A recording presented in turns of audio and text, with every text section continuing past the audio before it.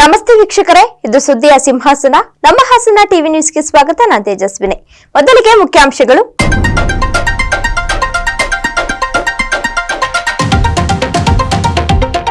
ಲೋಕಸಭಾ ಚುನಾವಣೆ ನಂತರ ಗ್ಯಾರಂಟಿ ಸ್ಥಗಿತ, ಬಿಜೆಪಿಯ ರಾಜ್ಯ ಚುನಾವಣಾ ಉಸ್ತುವಾರಿ ಅಗರ್ವಾಲ್ ಹೇಳಿಕೆ.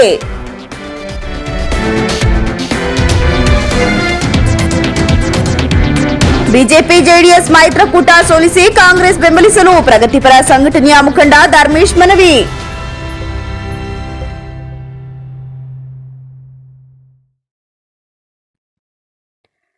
ಕಾಂಗ್ರೆಸ್ 5 ಗ್ಯಾರಂಟಿ ಚುನಾವಣೆ ನಂತರ ಸ್ಥಗಿತಗೊಳ್ಳುವ ಬಗ್ಗೆ ಬಿಜೆಪಿ ಪಕ್ಷದ ರಾಜ್ಯ ಚುನಾವಣಾ ಉಸ್ತುವಾರಿಯಾದ ಮೋಹನ್ ಅಗರ್ವಾಲ್ ಭವಿಷ್ಯ ನುಡಿದರು.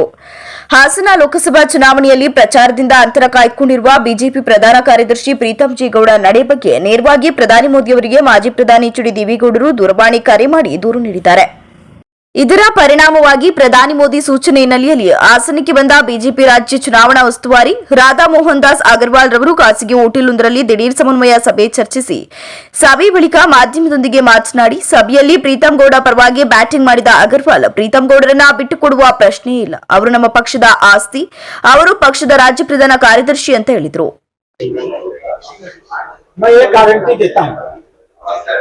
लोकसभा चुनाव के बाद ये जो कर्नाटक की 5 गारंटी उन्होंने दिया है ना, ये लोकसभा चुनाव तक है. लोकसभा चुनाव के बाद उनकी अपनी सरकार इन्हीं 5 गारंटियों को बंद कर देगी. कारण पैसा ही नहीं. वो जो बजट पास करा लिया फर्जी 53 करोड़ 5 करोड़ 53 लाख रुपए का उधारी कर्नाटक सरकार पर है. 5 करोड़ 53 लाख का पैसा है नहीं, तो घोषणा रोज हो रही है. तो ये घोषणा चुनावी घोषणा है. हम तो 10 साल से काम कर रहे हैं. हमने जो कुछ भी कहा है माननीय प्रधानमंत्री ने 10 साल से करके दिखाया है. हम चुनावी घोषणा नहीं करते, हम नीतिगत घोषणा करते हैं. हमने कहा कि हम 6000 किसान सम्मान निधि देंगे, तो हम दे रहे हैं. हम अगर आगे कुछ इसको बढ़ाएंगे तो बढ़ाएंगे. हमने कहा कि हम सबको आवास देंगे, तो हम आवास दे रहे हैं. हमने कहा कि आजादी के 65 सालों में लोगों के घरों में पीने का पानी नहीं था, हम पानी की व्यवस्था जल से करेंगे, पाइप से, तो हम कर रहे हैं. एक और हम है जो घरों में पाइप पहुंचा रहे हैं, और दूसरी ओर वो है पूरा कर्नाटक पानी की क्राइसिस से पीड़ित है. इवन बंगलौर तक पीड़ित है, जिसको आप टेक्नो सिटी कहते हैं, वहां तक पानी नहीं. और वो घोषणा पर घोषणा किए जा रहे हैं. तो उनके घोषणा का कोई मतलब नहीं है. आदमी की घोषणा अगर उसके काम से मैच नहीं करती तो कागजी घोषणा. खड़गे जी गाली दिया है प्रधानमंत्री जी को, इसके बारे में क्या बोलते हैं? जी, हम उनको धन्यवाद देंगे. उम्र की इतनी लंबी 91 साल की उम्र में अगर उन्होंने इतना ही संस्कार पाया है. ಇದೇ ವೇಳೆ ಹಾಸನ ಲೋಕಸಭಾ ಅಭ್ಯರ್ಥಿ ಪ್ರಜ್ವಲ್ ರೇವಣ್ಣ, ಬಿಜೆಪಿ ಜಿಲ್ಲಾಧ್ಯಕ್ಷ ಸಿದ್ದೇಶ್ ನಾಗೇಂದ್ರ ಇತರರು ಉಪಸ್ಥಿತರಿದ್ದರು. ದೇಶದಲ್ಲಿ ಬಿಜೆಪಿ ಸೋಲಿಸಿ ಹಾಸನದಲ್ಲಿ ಬಿಜೆಪಿ ಜೆಡಿಎಸ್ ಮೈತ್ರಿಕೂಟದ ಬೆಂಬಲಿತ ಅಭ್ಯರ್ಥಿಯನ್ನ ಸೋಲಿಸಿ ಹಾಸನ ಉಳಿಸಿ ಎಂಬ ಅಭಿಯಾನವನ್ನು ಪ್ರಗತಿಪರ ಹೋರಾಟಗಾರರು ಜಿಲ್ಲಾದ್ಯಂತ ಹಮ್ಮಿಕೊಂಡಿದ್ದೇವೆ ಎಂದು ಸಿಐಟಿಯು ಜಿಲ್ಲಾ ಮುಖಂಡರಾದ ಧರ್ಮೇಶ್ ತಿಳಿಸಿದರು. ಒಳನರಸೀಪುರದಲ್ಲಿ ಅವರು ಪತ್ರಿಕಾಗೋಷ್ಠಿಯಲ್ಲಿ ಮಾತನಾಡುತ್ತಾ ವಿಷಯ ತಿಳಿಸಿದರು. ದೇಶದಾದ್ಯಂತ ಸರ್ವಾಧಿಕಾರ ತಾಂಡವವಾಡುತ್ತಿದ್ದು, ನಮ್ಮ ಜಿಲ್ಲೆಯಲ್ಲಿ ಒಂದೇ ಕುಟುಂಬಕ್ಕೆ ರಾಜಕೀಯವಾಗಿ ಸೀಮಿತ ಮಾಡಿಕೊಂಡಿರುವ ರಾಜಕಾರಣಿಗಳಿಂದ ಮುಕ್ತಿಗೊಳಿಸಬೇಕಾಗಿದೆ.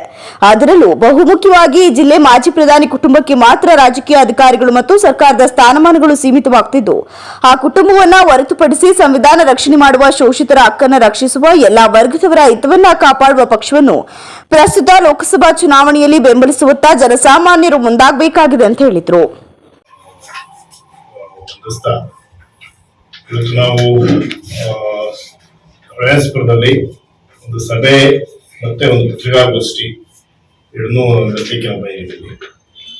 ನಾವು ಒಂದು ತಂಡ ಮಾಡ್ಕೊಂಡು ಜಿಲ್ಲೆಯ ಜನಪರ ಚಳವಳಿಗಳ ಒಂದು ಒಕ್ಕೂಟದ ಹೆಸರಿನಲ್ಲಿ ಮಾರ್ಚ್ 31ನೇ ತಾರೀಕು ಒಂದು ಸಭೆ ನಡೆಸಿ ಇವತ್ತಿನ ಲೋಕಸಭಾ ಚುನಾವಣೆ ಹಿನ್ನೆಲೆಯಲ್ಲಿ ನಾವು ತಗೋಬೇಕಾಗಿರ್ತಕ್ಕಂಥ ಲೈನಿಂಗ್ ತೀರ್ಮಾನ ತಗೊಂಡು ಇಡೀ ಜಿಲ್ಲೆ ಮತ್ತೆ ಇಡೀ ಲೋಕಸಭಾ ಕ್ಷೇತ್ರದ ಎಲ್ಲಾ ವಿಧಾನಸಭಾ ಕ್ಷೇತ್ರಗಳನ್ನು ನಾವು ವ್ಯಾಪ್ತಿಸಿ ನಾವು ಸಂಚಾರ ಮಾಡ್ತೀವಿ. ನಮ್ಮ ಉದ್ದೇಶ ಇಷ್ಟೇ, ಇವತ್ತು ಭಾರತ ಉಳಿಬೇಕು ಅಂದ್ರೆ ಬಿಜೆಪಿ ಸೋಲು. ಅದೇ ರೀತಿ ಹಾಸನ ಹೊಡಿಬೇಕು ಅಂದ್ರೆ ಬಿಜೆಪಿ ಮತ್ತು ಜೆಡಿಎಸ್ ಎರಡೂ ಕೂಡ ಸೋಲ್ಬೇಕು. ಬಿಜೆಪಿ ಜೆಡಿಎಸ್ ಸೋಲಿಸಿ ಹಾಸನ ಉಳಿಸಿ ಅನ್ನೋ ಅಭಿಯಾನವನ್ನ ನಾವು ಇಡೀ ಕ್ಷೇತ್ರಾದ್ಯಂತ ನಾವು ಮಾಡ್ತಾ ಇದ್ವಿ. ಈಗಾಗಲೇ ಅರಸೀಕೆರೆ, ಚನ್ನರಾಯಪಟ್ಟಣ, ಆಲೂರು ತಾಲೂಕುಗಳ ಸಭೆಗಳಾಗಿದೆ. ಅಲ್ಲ ನಮ್ಮ ಬಿಜೆಪಿ ಉಳಿಸಿ ಯಾರು ಗೆಲ್ಸಿ ಅಂತ ಹೇಳ್ತಾ ಇದ್ದಾರೆ. ಹೇಳ್ತೀವಿ ಕೊನೆಗೆ ಇಡೀ ಮದುವೆ ಗೋಷ್ಠಿ ಉದ್ದೇಶನೇ ಮುಗಿಸಿ ಇವತ್ತು ಬಳೆ ಸಿಕ್ಕರೆ ಮತ್ತೆ ನೆಕ್ಸ್ಟ್ ಅರ್ಕಲೂರಿಗೆ ನಾವು ಮಧ್ಯಾಹ್ನ ಅಲ್ಲಿ ಸಭೆ ಇದೆ. ಇವತ್ತು ಉದ್ದೇಶ ಅಂದ್ರೆ ಈಗ ಇಡೀ ದೇಶ ಒಂದು ರೀತಿಯ ಆತಂಕದಲ್ಲಿದೆ. ಪ್ರಜಾಪ್ರಭುತ್ವ ದೇಶ, ಈ ದೇಶವನ್ನ ಇಡೀ ಜಗತ್ತಿನ ಒಂದು ಅತಿ ದೊಡ್ಡ ಪ್ರಜಾಪ್ರಭುತ್ವ ಅಂತ ಕರೆಯಲಾಗುತ್ತೆ. ನಮ್ಮ ಪ್ರಧಾನಮಂತ್ರಿಗಳು ಇದನ್ನ ಪ್ರಜಾಪ್ರಭುತ್ವ ತಾಯಿ ಅಂತ ಬೇರೆ ಕರೀತಾರೆ. ಆದ್ರೆ ಇವತ್ತು ಈ ದೇಶದ ಪ್ರಜಾಪ್ರಭುತ್ವ ಅತ್ಯಂತ ಆತಂಕವಾಗಿದೆ. ಈ ದೇಶ ಸರ್ವಾಧಿಕಾರದ ಕಡೆಗೆ ಹೋಗ್ತಾ ಇರುವಂತ ಎಲ್ಲಾ ಸೂಚನೆಗಳು ಕೂಡ ಕಾಣಿಸ್ತವೆ. ಅದಕ್ಕೆ ಕೆಲವೇ ಸಣ್ಣ ಉದಾಹರಣೆಗಳೇನಂತಂದ್ರೆ, ಕೇಂದ್ರೀಯ ತನಿಖಾ ಸಂಸ್ಥೆಗಳನ್ನ ತನ್ನ ಹಿಡಿದೇ ಇಡುವ, ವಿರೋಧ ಪಕ್ಷಗಳನ್ನ ಗುರಿ ಮಾಡಿ, ಮಾಧ್ಯಮಗಳನ್ನ, ಪತ್ರಕರ್ತರನ್ನ ಗುರಿ ಮಾಡಿ, ಜನಪರ ಹೋರಾಟಗಳನ್ನ ಗುರಿ ಮಾಡಿ, ಇವತ್ತು ಸಂಪೂರ್ಣವಾಗಿ ಅವ್ರ ರದ್ದುಬಸ್ತಿರ್ತಕ್ಕಂಥ, ಅವರ ಬಂಧನದಲ್ಲಿರ್ತಕ್ಕಂಥ ಕೆಲಸಗಳು. ಚುನಾವಣೆಯ ಸಂದರ್ಭದಲ್ಲಿ ಕೇಂದ್ರ ಚುನಾವಣಾ ಆಯೋಗವನ್ನು ಕೂಡ ತನ್ನ ಹಿಡಿತ ಇಟ್ಕೊಂಡು ತಾನು ಹೇಳಿದಂತವರೇ ಚುನಾವಣಾ ಮುಖ್ಯ ಆಯುಕ್ತರು ಮತ್ತೆ ಉಳಿದ ಆಯುಕ್ತರು ನೇಮಕ ಮಾಡಿ ಇಡೀ ಚುನಾವಣಾ ಆಯೋಗವೂ ಕೂಡ ತನ್ನ ಹಿಡಿತದಲ್ಲಿ ಕೆಲಸ ಮಾಡಬೇಕು ಅನ್ನುವಂತ ಒಂದು ಧೋರಣೆ ಇವತ್ತು ಇಡೀ ದೇಶದ ಕಾಣಿಸ್ತದೆ. ಒಂದು ಮಟ್ಟಿಗೆ ಫ್ರೀ ಅಂಡ್ ಫೇರ್ ಎಲೆಕ್ಷನ್ ಅಂತ ಹೇಳ್ತೀವಿ. ಡೆಮಾಕ್ರಸಿಗೆ ಅತ್ಯಂತ ಮುಖ್ಯವಾಗಿ ಬೇಕಾಗಿರ್ತಕ್ಕಂಥ ಫ್ರೀ ಅಂಡ್ ಫೇರ್ ಎಲೆಕ್ಷನ್. ದಲಿತ ಮುಖಂಡ ಸೋಮಶೇಖರ್ ಮಾತನಾಡಿ, ಜಿಲ್ಲೆಯಲ್ಲಿ ದಬ್ಬಾಳಿಕೆ ದೌರ್ಜನ್ಯ ಮಿತಿಮೀರಿದ್ದು, ಇದರಿಂದ ಜಿಲ್ಲೆ ಮುಕ್ತಿ ಹೊಂದಬೇಕಾದ್ರೆ ಪರ್ಯಾಯವಾಗಿ ರಾಜಕೀಯ ಶಕ್ತಿಯಾಗಿ ಸುಸಂಸ್ಕೃತ ವ್ಯಕ್ತಿತ್ವವುಳ್ಳ ರಾಜಕೀಯ ಕಾಂಗ್ರೆಸ್ ಪಕ್ಷದ ಅಭ್ಯರ್ಥಿಯಾದ ಶ್ರೇಯಸ್ ಪಟೇಲ್ ಅವರನ್ನ ಗೆಲ್ಲಿಸುವಂತೆ ಜಿಲ್ಲಾದ್ಯಂತ ಮತದಾರ ಬಂಧುಗಳಲ್ಲಿ ಜಾಗೃತಿ ಮೂಡಿಸುವ ನಿಟ್ಟಿನಲ್ಲಿ ಪ್ರಗತಿಪರ ಸಂಘಟನೆಯವರು, ಸಾಹಿತಿಗಳು, ಬುದ್ಧಿಜೀವಿಗಳು, ಚಿಂತಕರು, ಜನಪರ ಹೋರಾಟಗಾರರು ಮುಂದಾಗಿದ್ದೇವೆ ಅಂತ ಹೇಳಿದ್ರು. ನಮ್ಮ ಹೋರಾಟದ ಏನು ಜನಾಂದೋಲನವನ್ನ ಈ ಜಿಲ್ಲೆ ಒಳಗಡೆ ಮಾಡಬೇಕು ಅಂತ ಹೊರಟಿದ್ದೀವಿ, ಆ ವಿಚಾರವನ್ನು ತಿಳಿಸಿದ್ದಾರೆ. ಸೊ ನಮ್ಮ ಉದ್ದೇಶ ಈ ಕುಟುಂಬ ರಾಜಕಾರಣವನ್ನ ಅಂತ್ಯ ಮಾಡಬೇಕು ಅನ್ನೋದು ನಮ್ಮ ಉದ್ದೇಶ. ಇವರು 40-50 ವರ್ಷಗಳ ಕಾಲದಿಂದ ಇಡೀ ಜಿಲ್ಲೆ ಒಳಗಡೆ ಒಂದು ಕುಟುಂಬದ ರಾಜಕಾರಣವನ್ನ ಇವತ್ತು ಮಾಡ್ತಕ್ಕಂಥದ್ದು ನೋಡಿ. ಸೊ ಈ ಕುಟುಂಬ ರಾಜಕಾರಣದಿಂದ ಜಿಲ್ಲೆಯ ಜನರಿಗೆ ಯಾವುದೇ ಅಭಿವೃದ್ಧಿ ಕಾರ್ಯಗಳು, ಜನರಿಗೆ ಹಿತವನ್ನ ಕಾಪಾಡುವಂತ ಯಾವುದೇ ಕೆಲಸಗಳು, ಕಾಮಗಾರಿಗಳು, ಕೆಲಸಗಳು ಆಗದಿರ್ತಕ್ಕಂಥ ನಾವು ಗಮನಿಸಿದ್ದೀವಿ. ಆ ಕಾರಣಕ್ಕೆ ಇವತ್ತು ಜಿಲ್ಲೆಯಲ್ಲಿ ಬದಲಾವಣೆ ಬೇಕು, ಮತ್ತು ಸ್ವಾತಂತ್ರ್ಯ ಬೇಕು, ಮತ್ತು ಪ್ರಜಾಪ್ರಭುತ್ವ ಬೇಕು. ಜಿಲ್ಲೆಯಲ್ಲಿ ಪ್ರಜಾಪ್ರಭುತ್ವವೂ ಇಲ್ಲ, ಸ್ವಾತಂತ್ರ್ಯವೂ ಇಲ್ಲ. ಎಲ್ಲ ಸರ್ವಾಧಿಕಾರಿ, ದೌರ್ಜನ್ಯ, ದಬ್ಬಾಳಿಕೆ, ಪಾಳೆಗಾರಿಕೆ ಸಂಸ್ಕೃತಿ ಜಿಲ್ಲೆಯಲ್ಲಿ ಮುಂದುವರೆದಿದೆ.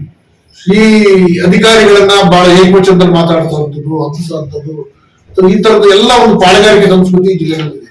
ಅದಕ್ಕೆ ಈ ಜೆಡಿಎಸ್ ಅನ್ನೋದು ಒಂದು ಪಾಳೆಗಾರಿಕೆ ಸಂಸ್ಕೃತಿಯ ಒಂದು ಪಾರ್ಟಿ, ಒಂದು ಗುಟಗಿರಿ ಪಾರ್ಟಿ. ಈ ಪಾರ್ಟಿನ ಅಭ್ಯರ್ಥಿಯಾಗಿರ್ತಕ್ಕಂಥ ಪ್ರಜ್ವಲ್ ರೇವಣ್ಣನ ಈ ಜಿಲ್ಲೆಯಲ್ಲಿ ಸೋಲಿಸ್ಬೇಕು. ಅವ್ರ ಕುಟುಂಬನ ರೆಸ್ಟ್ ಮಾಡಕ್ಕೆ ಅವಕಾಶ ಮಾಡ್ಬೇಕು. ಅವ್ರ ಕುಟುಂಬ ಈಗ 40 ವರ್ಷ ಮಾಡಿರ್ತಕ್ಕಂಥ ರಾಜಕಾರಣ ಸಾಕು, ನೀವು ಇಲ್ಲಿ ಅವಕಾಶ, ಬೇರೆ ಅವಕಾಶ ಮಾಡ್ಕೊಡ್ಬೇಕು. ಇಲ್ಲಿ ಶ್ರೇಯಸ್ ಪಟೇಲ್ ಅಂತ ಒಬ್ಬ ದೇವೇಗೌಡರ ಸೋಲಿಸಿದಂತ ಗೌಡರ ಮೊಮ್ಮಗ, ಆ ವ್ಯಕ್ತಿನ ಈ ಜಿಲ್ಲೆಯಲ್ಲಿ ಪರ್ಯಾಯ ರಾಜಕಾರಣಿಯಾಗಿ ಇವತ್ತು ನಾವು ಜನಪರವಾಗಿ ಕೆಲಸ ಮಾಡುವಂತ ಒಂದು ಒಳ್ಳೆ ಕುಟುಂಬದಿಂದ ಬಂದಿರ್ತಕ್ಕಂಥ ವ್ಯಕ್ತಿನ ಗೆಲ್ಲಿಸಬೇಕು ಅನ್ನೋ ಉದ್ದೇಶ ಇಟ್ಕೊಂಡು ಇಡೀ ಜಿಲ್ಲೆಯಾದ್ಯಂತ ನಾವು ಈಗಾಗಲೇ ಎಲ್ಲ ದಲಿತ ಪರ ಸಂಘಟನೆಗಳು ಸಭೆ ಮಾಡಿ ಜಿಲ್ಲೆಯಲ್ಲಿ ಈಗಾಗಲೇ ಪರ ಘೋಷಣೆ ಮಾಡಿದ್ವಿ. ಜೊತೆಗೆ ಜನಪರ ಸಂಘಟನೆಗಳ ಜೊತೆಗೆ ಸೇರ್ಕೊಂಡು ಇಡೀ ಜಿಲ್ಲೆಯಾದ್ಯಂತ ಈ ಸಂದರ್ಭದಲ್ಲಿ ವಿಚಾರವಾದಿಗಳಾದ ಎಂಸಿ ಡೋಂಗ್ರೆ, ರಾಜು ಗುರೂರು, ಎಚ್ಕೆ ಸಂದೀಶ್, ಮಾನವ ಬಂಧುತ್ವ ವೇದಿಕೆಯ ಸತೀಶ್, ದಲಿತ ಸಂಘಟನೆಯ ರಾಜಶೇಖರ್, ಚಿನ್ನಸ್ವಾಮಿ, ಗೋವಿಂದರಾಜು, ಎದ್ದೇಳು ಕರ್ನಾಟಕ ಸಂಘಟನೆಯ ಜಿಲ್ಲಾ ಸಂಚಾಲಕ ಇರ್ಷದ್ ಅಹಮದ್ ದೇಸಾಯಿ, ಎಂಜಿ ಪೃಥ್ವಿ ಇತರರು ಹಾಜರಿದ್ದರು. ನಾನು ಮಂತ್ರಿಯಾಗಬೇಕಾದ್ರೆ ಕಾಂಗ್ರೆಸ್ ಅಭ್ಯರ್ಥಿ ಶ್ರೇಯಸ್ ಪಟೇಲ್ ಅವರಿಗೆ ಮತ ನೀಡಿ ಎಂದು ಅರಸೀಕೆರೆ ಕ್ಷೇತ್ರದ ಶಾಸಕ ಹಾಗೂ ಗೃಹ ಮಂಡಳಿ ಅಧ್ಯಕ್ಷ ಕೆಎಂ ಶಿವಲಿಂಗೇಗೌಡ ಮಾತನಾಡಿರುವುದು ಭಾರೀ ಹಾಸ್ಯಾಸ್ಪದವಾಗಿ ಕಾರಣವಾಗಿದೆ. ಶಿವಲಿಂಗೇಗೌಡರು ಸಿದ್ದರಾಮಯ್ಯ ಸಂಪುಟದಲ್ಲಿ ಸಚಿವರಾಗಲು ಪ್ರಯತ್ನವನ್ನ ನಡೆಸಿದ್ರು, ಅದು ಸಾಧ್ಯವಾಗಲಿಲ್ಲ. ಕೊನೆಗೆ ಗೃಹ ಮಂಡಳಿ ಅಧ್ಯಕ್ಷ ಸ್ಥಾನವನ್ನ ಅವರಿಗೆ ಕೊಡಲಾಯಿತು.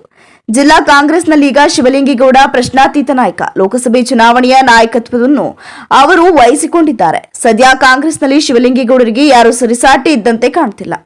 ಮಂತ್ರಿ ಆಗಬೇಕಾದ್ರೆ ಶ್ರೇಯಸ್ ಪಟೇಲ್ಗೆ ಮತ ಹಾಕಿ ಎಂದು ಮಾತನಾಡುತ್ತಾ ಹೋದರೆ ಅಭ್ಯರ್ಥಿ ಶ್ರೇಯಸ್ ಪಟೇಲ್ಗೆ ಹಿನ್ನಡೆಯೂ ಆಗಬಹುದು. ಶಿವಲಿಂಗೇಗೌಡ ಮಂತ್ರಿ ಆಗಲು ಶ್ರೇಯಸ್ ಪಟೇಲ್ಗೆ ಮತ ಹಾಕಲು ನಮಗೆ ಹುಚ್ಚಿಡ್ದಿದೆಯೇ ಅಂತ ಹಲವರು ಈಗ ಪ್ರಶ್ನಿಸುತ್ತಿರುವುದು ಚರ್ಚೆಗೂ ಗ್ರಾಸವಾಗಿದೆ. ಹಾಸನದ ಪ್ರತಿಷ್ಠಿತ ಟೈಮ್ಸ್ ಎಜುಕೇಷನ್ ನಾಡಿನ ಜನತೆಗೆ ಹೆಮ್ಮೆಯಿಂದ ಅರ್ಪಿಸುತ್ತದೆ. ಟೈಮ್ಸ್ ಗುರುಕುಲ ಸಿಬಿಎಸ್ಇ ಸ್ಕೂಲ್ ನಗರದ ಗೋಜು ಗೊಂದಲದ ಒತ್ತಡದಿಂದ ಹೊರಬಂದು ದಿವ್ಯ ಏಕಾಂತದ ನಿಸರ್ಗದ ರಮಣೀಯತೆಯ ಮಧ್ಯೆ ಸತ್ಯಮಂಗಲ ಪ್ರದೇಶದಲ್ಲಿ ಕಳೆದ 6 ವರ್ಷಗಳ ಹಿಂದೆ ಕೇವಲ 200 ಮಕ್ಕಳ ತಂಡದೊಂದಿಗೆ ಆರಂಭಗೊಂಡ ಈ ಶಾಲೆಯು ಇದೀಗ 800 ವಿದ್ಯಾರ್ಥಿಗಳ ಬೃಹತ್ ವಿದ್ಯಾಸಂಸ್ಥೆಯಾಗಿದೆ. ಟೈಮ್ಸ್ ಗುರುಕುಲ ಸಿಬಿಎಸ್ಇ ಸ್ಕೂಲ್ ಯಾಂತ್ರಿಕ ಬದುಕಿನ ಈ ಯುಗದಲ್ಲಿ ಗುರುಕುಲ ಮಾದರಿಯ ಶಿಕ್ಷಣ ವ್ಯವಸ್ಥೆಯೊಂದಿಗೆ ಸ್ಪರ್ಧಾ ಜಗತ್ತನ್ನ ಎದುರಿಸಲು ಬೇಕಾದ ಎಲ್ಲ ಸವಲತ್ತುಗಳನ್ನು ಒಳಗೊಂಡಿದೆ. ವಿದ್ಯಾರ್ಥಿಯನ್ನ ಸಮಾಜದ ಉತ್ತಮ ನಾಗರಿಕನಾಗಿಸುವ ಸಕಲವನ್ನ ತನ್ನ ಬತ್ತಳಿಕೆಯಲ್ಲಿ ಹಿಡಿದಿಟ್ಟುಕೊಂಡಿರುವ ನಿಮ್ಮ ಟೈಮ್ಸ್ ಸಿಬಿಎಸ್ಇ ಸ್ಕೂಲ್ ಪಠ್ಯಕ್ರಮದೊಂದಿಗೆ ಪಠ್ಯೇತರ ಚಟುವಟಿಕೆಯಲ್ಲಿ ವಿನೂತನೆಯನ್ನ ಮೈತುಂಬಿಸಿಕೊಂಡಿದೆ. ಕುದುರೆ ಸವಾರಿ, ಸ್ಕೇಟಿಂಗ್, ಸ್ವೆಲ್ಬಿ, ಕರಾಟೆ, ಯೋಗ, ಸಂಗೀತದಂತಹ ಕಲೆಗಳಿಂದ ವಿದ್ಯಾರ್ಥಿಗಳಿಗೆ ಉತ್ತಮ ಪಾಠ ನೀಡುವ ಮೂಲಕ ಮಗುವಿನ ಮನೋದೃಢತೆಯನ್ನ ಮತ್ತಷ್ಟು ಗಟ್ಟಿಗೊಳಿಸುತ್ತದೆ. ಅಷ್ಟೇ ಅಲ್ಲ, ರಾಜ್ಯದಲ್ಲಿಯೇ ಪ್ರಪ್ರಥಮ ಬಾರಿಗೆ 9ನೇ ತರಗತಿಯಿಂದಲೇ ಎಲ್ಲಾ ವಿದ್ಯಾರ್ಥಿಗಳಿಗೆ ಸಿಇಟಿ, ಜೆಡಬ್ಲ್ಯೂ, ನೀಟ್ ಕೋಚಿಂಗ್ಗಳನ್ನ ಪರಿಣಿತರಿಂದ ಬೋಧಿಸಲಾಗುತ್ತದೆ. ಹಾಸನ ಜನತೆಗೆ ನಮಸ್ಕಾರ. ನಾವು ಸತ್ಯಮಂಗಲ ಬಡಾವಣೆಯಲ್ಲಿ ಟೈಮ್ಸ್ ಗುರುಕುಲ ಸಿಬಿಎಸ್ಇ ಶಾಲೆ ಮತ್ತು ಟೈಮ್ಸ್ ಪಿಯು ಕಾಲೇಜುಗಳನ್ನ ಕಳೆದ 5-6 ವರ್ಷಗಳಲ್ಲಿ ನಾವು ರನ್ ಮಾಡ್ತಾ ಬರ್ತಾ ಇದ್ದೀವಿ. ನಮ್ಮ ಟೈಮ್ಸ್ ಗುರುಕುಲ ಸಿಬಿಎಸ್ಇ ಶಾಲೆಯ ವೈಶಿಷ್ಟ್ಯ ಏನಂದ್ರೆ, ಈ ಶಾಲೆಯಲ್ಲಿ ಪಠ್ಯೇತರ ಚಟುವಟಿಕೆಗಳನ್ನ ಇರುವಂತಹ ಸೈಕ್ಲಿಂಗ್ ಆಗಿರ್ಬೋದು, ಸ್ಕೇಟಿಂಗ್ ಆಗಿರ್ಬೋದು, ಹಾರ್ಸ್ ರೈಡಿಂಗ್ ಆಗಿರ್ಬೋದು, ಆರ್ಚರಿ ಆಗಿರ್ಬೋದು, ಇವುಗಳನ್ನೆಲ್ಲನೂ ನಾವು ವಿದ್ಯಾರ್ಥಿಗಳಿಗೆ ಅವರು ಕಟ್ಟುವಂತಹ ಫೀಸಿನಲ್ಲಿ ನಾವು ಕೊಡ್ತಾ ಬರ್ತಾ ಇದ್ದೀವಿ. ಈ ಜೊತೆಗೆ ನಾವು 9 ಮತ್ತು 10ನೇ ತರಗತಿ ವಿದ್ಯಾರ್ಥಿಗಳಿಗೆ ಫೌಂಡೇಶನ್ ಕ್ಲಾಸ್ಗಳನ್ನ ಕೊಡ್ತಾ ಇದ್ದೀವಿ. ಈ ಕ್ಯಾಂಪಸ್ ನಲ್ಲಿ ನಾವು ಟೈಮ್ಸ್ ಪಿಯು ಕಾಲೇಜ್ ಸಹ ರನ್ ಮಾಡ್ತಾ ಇದ್ದೀವಿ. ನಮ್ಮ ಟೈಮ್ಸ್ ಪಿಯು ಕಾಲೇಜಲ್ಲಿ ನಮ್ಮಲ್ಲಿ ಇರುವಂತದ್ದು ಓನ್ಲಿ ಸೈನ್ಸ್ ಕಾಂಬಿನೇಷನ್ ಮಾತ್ರ ಇದೆ. ಈ ಸೈನ್ಸ್ ಕಾಂಬಿನೇಷನ್ ಅಲ್ಲಿ ಪಿಸಿಎಂಬಿ ಮತ್ತು ಪಿಸಿಎಂಸಿ 2 ವಿಭಾಗಗಳಿದೆ. ಕಳೆದ 4 ವರ್ಷಗಳಿಂದ ನಮ್ಮ ಕಾಲೇಜಿನಲ್ಲಿ ಸತತವಾಗಿ 100ಕ್ಕೆ 100ರಷ್ಟು ಫಲಿತಾಂಶವನ್ನ ನಾವು ಕೊಡ್ತಾ ಬರ್ತಾ ಇದ್ದೀವಿ. ಅದೇ ರೀತಿ ಈ ನಮ್ಮ ಕಾಲೇಜಿನಲ್ಲಿ ನೀಟ್ ಆಗಿರ್ಬೋದು, ಜೆಡಬ್ಲ್ಯೂ ಆಗಿರ್ಬೋದು, ಸಿಇಟಿ ಆಗಿರ್ಬೋದು, ಎಲ್ಲಾ ಕೋರ್ಸ್ಗಳನ್ನ ನಾವು ಪ್ರತಿದಿನ 2 ತಾಸುಗಳು ನಾವು ಕೋಚಿಂಗ್ ಕೊಡ್ತಾ ಬರ್ತಾ ಇದ್ದೀವಿ. ಇದರ ಉಪಯೋಗವಾಗಿ ನಮ್ಮ ವಿದ್ಯಾರ್ಥಿಗಳು 5ನೇ ರ್ಯಾಂಕು, 6ನೇ ರ್ಯಾಂಕು, 7ನೇ ರ್ಯಾಂಕ್ ಅನ್ನು ಪಡ್ಕೊಂಡಿದ್ದಾರೆ. ಅದೇ ರೀತಿ ನಮ್ಮ ವಿದ್ಯಾರ್ಥಿಗಳು ಸಿಇಟಿ ಮತ್ತು ಜೆಡಬ್ಲ್ಯೂಗಳಲ್ಲಿ 500 ರ್ಯಾಂಕಿಂಗ್ಗಳು, 750 ಆಗಿರ್ಬೋದು, 650 ಆಗಿರ್ಬೋದು, ಅದೇ ರೀತಿ ಒಳ್ಳೆ ಫಲಿತಾಂಶವನ್ನ ಪಡ್ಕೊಂಡಿದ್ದಾರೆ. ಈ ಎಲ್ಲಾ ಉಪಯೋಗವನ್ನ ನಮ್ಮ ಹಾಸನ ಜನತೆ ಸದುಪಯೋಗ ಪಡಿಸ್ಕೊಳ್ಬೇಕಾಗಿ ಈ ಮೂಲಕ ಕೇಳ್ಕೊಳ್ತೇವೆ.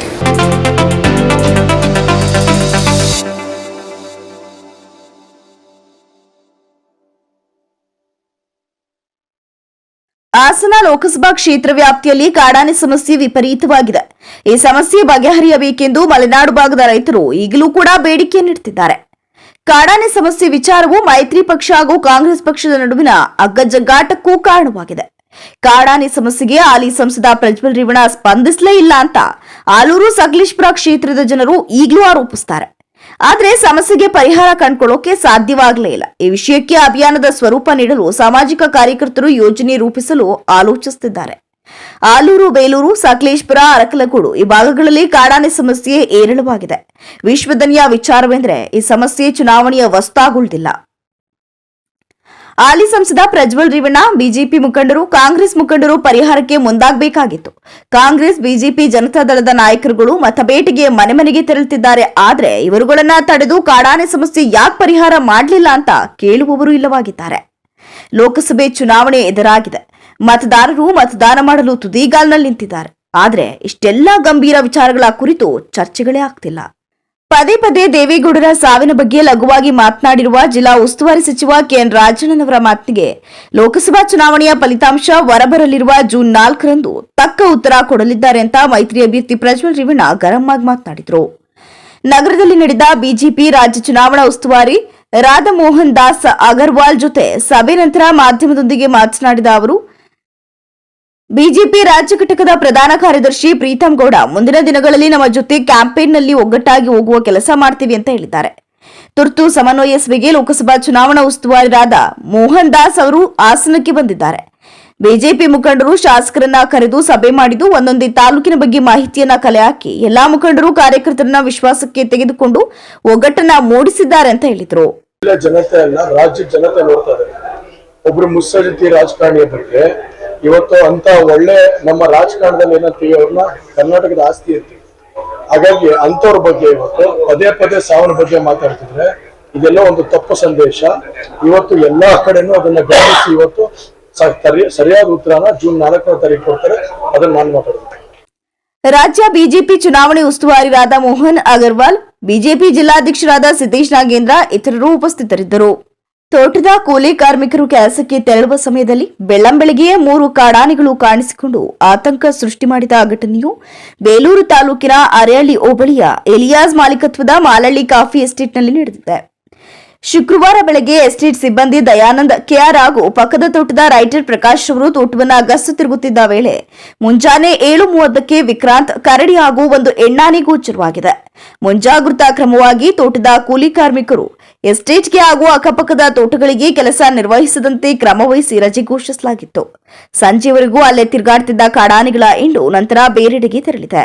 ಈ ವೇಳೆ ರೋಬಸ್ಟಾ ಹಾಗೂ ಅರೇಬಿಕಾ ಕಾಫಿ ಗಿಡಗಳು ಆನೆಗಳ ಚಲನವಲನದಿಂದ ನಾಶವಾಗಿದೆ. How's this day? Good, Taraso.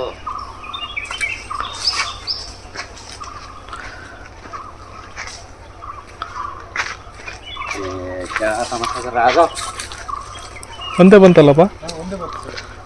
ಇದು ಯಾವ್ದಪ್ಪ? ಇದು ಕರಡಿ. ಇದು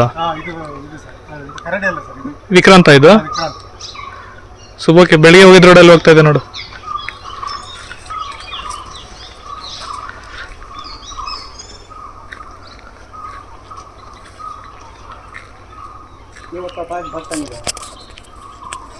अभी तो निकलना ना.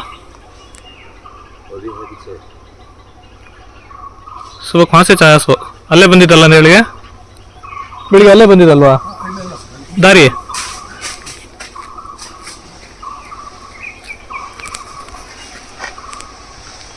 ಮಲೆನಾಡು ಭಾಗದಲ್ಲಿ ದಿನದಿಂದ ದಿನಕ್ಕೆ ಹೆಚ್ಚುತ್ತಿರುವ ಕಾಡಾನೆ ಹಾವಳಿ. ಇದರ ಬೆನ್ನಲ್ಲೇ ಇಂದು ಬೇಲೂರು ತಾಲೂಕಿನ ಅರೇಹಳ್ಳಿ ಹೋಬಳಿಯ ಬಾಲಗುಳಿ ಗ್ರಾಮಕ್ಕೆ ಸೇರಿದ ಮಲ್ಲೇಶ್ ಗೌಡ ಎಂಬುವರ ತೋಟದಲ್ಲಿ ಕೂಲಿ ಕಾರ್ಮಿಕ ಕಾಡಾನೆ ದಾಳಿಯಿಂದ ಪಾರಾದ ಘಟನೆ ನಡೆದಿದೆ. ಭಾನುವಾರ ಸಂಜೆ ಸುಮಾರು 5:30ರ ಸಮಯದಲ್ಲಿ ಮನೆಯ ಹತ್ತಿರ ಇರುವ ನೀರಿನ ಟ್ಯಾಂಕ್ನಿಂದ ನೀರು ತರಲು ಹೋದಾಗ ಒಂಟಿ ಕಾಡಾನೆ ದಾಳಿಗೆ ಮುಂದಾಗಿ ತನ್ನ ಸೊಂಡಿಲಿನಿಂದ ಎಳೆಯಲು ಪ್ರಯತ್ನಿಸಿತು. ಈ ವೇಳೆ ಅಲ್ಲಿಂದ ತಪ್ಪಿಸಿಕೊಂಡು ಪ್ರಾಣಾಪಾಯದಿಂದ ಪಾರಾಗಿದ್ದಾರೆ. ಇವರು ಮೂಲತಃ ಸಕಲೇಶ್ಪುರ ತಾಲೂಕಿನ ಅಲಸುಲಿಗೆ ಗ್ರಾಮದ ಇವರು ಕೂಲಿ ಕೆಲಸಕ್ಕಾಗಿ ಅರೇಹಳ್ಳಿಗೆ ಬಂದು ನೆಲೆಸಿದ್ದರು. ಹತ್ತಿರದ ಆಸ್ಪತ್ರೆಯಲ್ಲಿ ಪ್ರಥಮ ಚಿಕಿತ್ಸೆ ನೀಡಿ ಹೆಚ್ಚಿನ ಚಿಕಿತ್ಸೆಗಾಗಿ ಜಿಲ್ಲಾಸ್ಪತ್ರೆಗೆ ರವಾನಿಸಲಾಗಿದೆ. ಸಂಜೆ ಮನೆಯಿಂದ ನೀರು ತರತ್ತಿತ್ತು ಟ್ಯಾಂಕ್ ನಲ್ಲಿ ಓಪನ್ ಮಾಡಕ್ ಹೋದಾಗ ಆಟೋಮೆಟಿಕ್ ಸಡನ್ ಆಗಿ ಬಂದಿದೆ ಅಟ್ಯಾಕ್ ಮಾಡಿ ಜೀವದಿಂದ ಬರಾಗಿದ್ದಾನೆ. ಬಾಲದ ಮಕ್ಕಳು ಸ್ಟ್ರೆಸ್ ಆದಾಗ ಸ್ವಲ್ಪ ಈ ಕಡೆ ಆತ್ಮ ಆದ್ರೆ ಬಂದಿದೆ. 6 ಗಂಟೆಗೆ ಒಂದು ಬೆಳಗ್ಗೆ 6 ಗಂಟೆಗೆ ಒಂದು ಸೆಕ್ಯೂರಿಟಿ ಬಂದಾಗ ಬಾಗಿಲು ಓಪನ್ ಮಾಡಿ ಕೊನೆಯಲ್ಲಿ ಮತ್ತೊಮ್ಮೆ ಮುಖ್ಯಾಂಶಗಳು.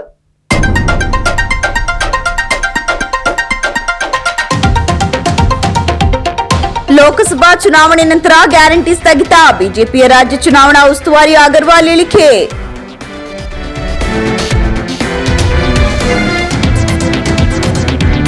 ಬಿಜೆಪಿ ಜೆಡಿಎಸ್ ಮೈತ್ರಿಕೂಟ ಸೋಲಿಸಿ ಕಾಂಗ್ರೆಸ್ ಬೆಂಬಲಿಸಲು ಪ್ರಗತಿಪರ ಸಂಘಟನೆಯ ಮುಖಂಡ ಧರ್ಮೇಶ್ ಮನವಿ.